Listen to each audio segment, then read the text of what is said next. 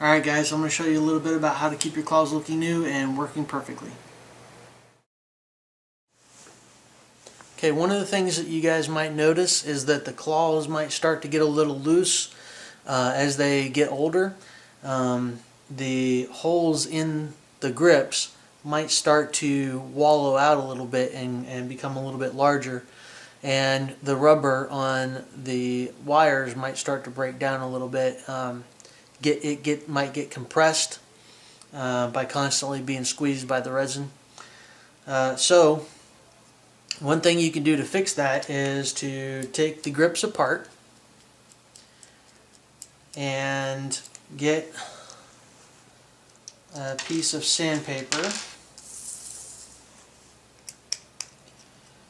and what you're going to do is you're just going to sand off the inside of the grip a little bit, which will reduce the size of the holes that the wires have to fit in.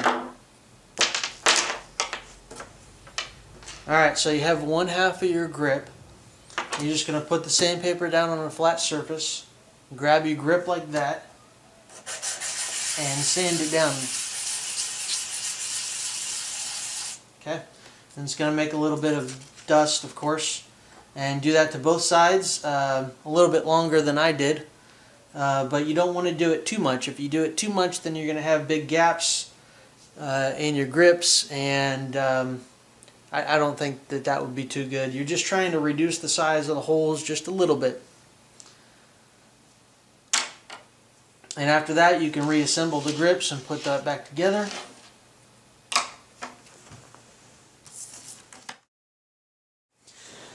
Alright, of course, the other thing that you could do is you can get yourself some Plasti Dip, and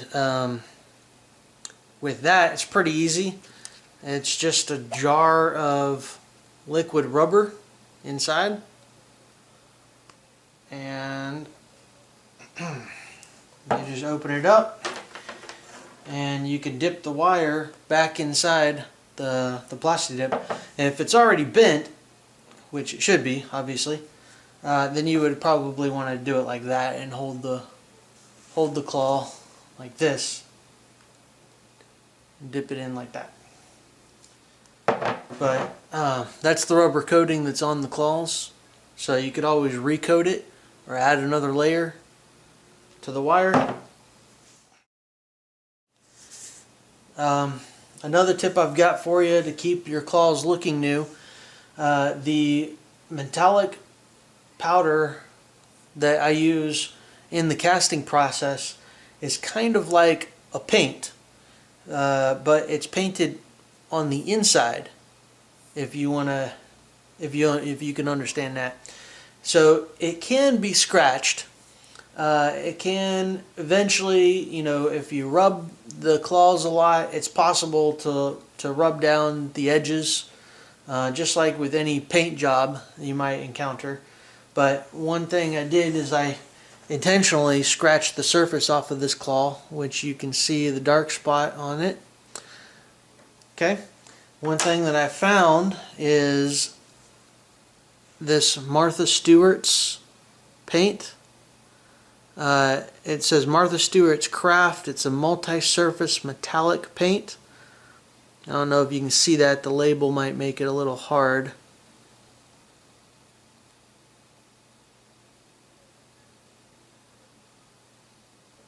But this one is sterling silver color. Alright, this paint is almost a perfect match to the finish on the claws. So any kind of touch-ups that you may have to do, I would recommend using this paint right here. So you just want to squirt a little bit of it onto your palette, and then you definitely don't want to use a brush like this. This brush here is not going to get the job done right. You need to get more of an artistic brush, one with a little bit of a stiff bristle but soft. This is the one I've been using. And you just dab it in your paint. Don't want to coat it too thick.